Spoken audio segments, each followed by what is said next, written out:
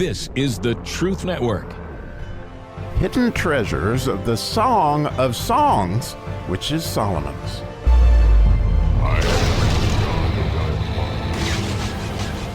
So does Jesus have blue eyes? How about that as a question? And we're going to think about that today on our never-ending digging in the Song of Songs, chapter 5, verse 12, which it would be the Lamed verse. And as we're thinking about this Lamed, you might consider the first verse in the Lamed section of the 119th Psalm. Forever, O Lord, thy word is established in the heavens. And so as you think about that, what color are the heavens most of the time during the day?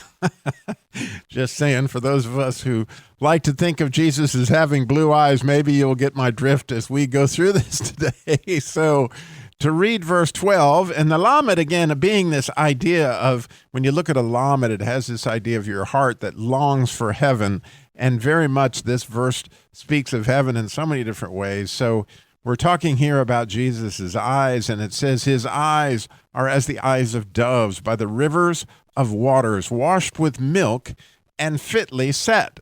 And so I don't think you can miss that sounds immediately like these eyes are blue because they're by the rivers of waters. And we've talked many times about the idea of doves and how faithful they are and how they stay with one mate, and they're looking to offer their lives as service, and certainly Jesus had all those qualities. The idea of rivers of waters is clearly a reference to both the Messiah, which starts with a mem, which has to do with water, and it also has to do, in my opinion, with this idea that these 10 attributes line up with the 10 utterances of creation. And so if you went with a second utterance of creation, that would be that let there be a firmament in the heavens. And so again, we see this, and the rivers of waters would then be the waters that are above the earth and the waters that are below the earth. And when you look at the idea of clouds, interestingly, the word in Hebrew looks very much like the word dove. And it seems like it would, because a dove is very much got that ion, that servant thing, looking to serve, and clouds serve in their own way, and that's also the way that it's spent there, in that they bring the rain, which again are these rivers of waters from the heavens, and then you got the rivers of waters on earth, again, which I would point out are blue. Does that make my case for his blue eyes? And so when you think about when it says the eyes of doves, well, doves' eyes have a black dot, right? And then they're surrounded by these rivers of waters, which are blue, washed with milk. You know, again, the milk of the word. The water is often a reference to the word, and clearly here, washed by milk would be that, you know, if anybody's eyes were washed with the word, those would be Jesus's.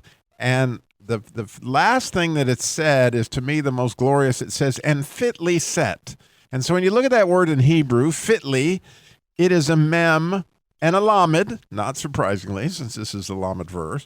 But this idea of the mem, which are waters that are longing for the aleph. That's the Father. That first letter of the Hebrew alphabet, which Abraham's name starts with an aleph, and Abba starts with an aleph. And so when you think of the Father, you think of that letter aleph. And so you think, wow, here's a mem, which has to do with Messiah and water, with a heart longing for the Father. And, you know, when you see all those, you can't help but think that is fitly set. Well, to even make it even better, the last letter in the word fitly is a tav, which means true.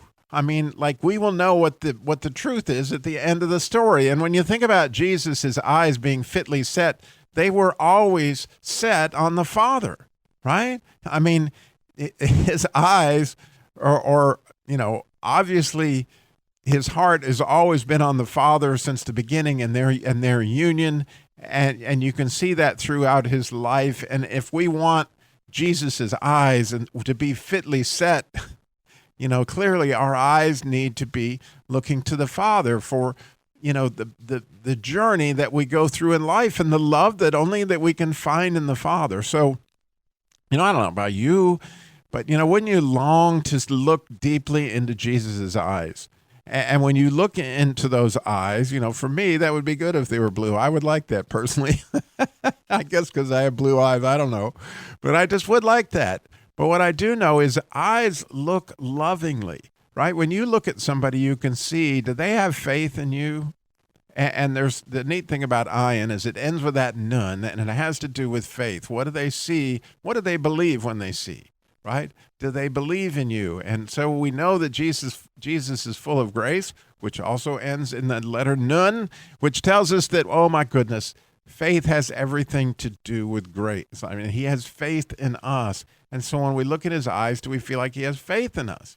And I don't know about you, but if you think back to maybe one of the times that you were the most brokenhearted in your life and you were looking for Jesus, right? You're looking to look in his eyes. Isn't it a beautiful thing when you think about what this verse is saying, that when you look in his eyes, and I remember it very vividly, one of my biggest heartbreaks was when my daughter Tess was going to get married when she was 17. And, there's a lot of reasons that broke my heart. And I prayed so much that night. I'll never forget. I was totally brokenhearted. As I just felt like this was going to go bad and this was going to be, and Jesus came that night and what he demonstrated to me, he gave me a little tough love, honestly, but what he demonstrated to me was he had faith in me if I would have my eyes set on him, right? He said very clearly to me, Robbie, are you mourning what I have for your daughter Tess, or are you mourning what you had for your daughter Tess? I've never forgotten those words. And clearly, when I look at what he's done with my daughter Tess this day, which is, probably 10, 12 years later, well, I know it is about 12 years later, I can clearly see, what Jesus had for my daughter was absolutely spectacular. And what he was looking for me to do was to love my daughter well through this particular storm that was coming. And he had faith in me. And I had faith based on what he told me that night. But again, when you're at your heartbreaking moment and you can look deep in Jesus's eyes and have a discussion with him where he can tell me, or hopefully he can tell you, the hard things, the things that you really need to think about, when you're getting all out of shape, which is what I was that night.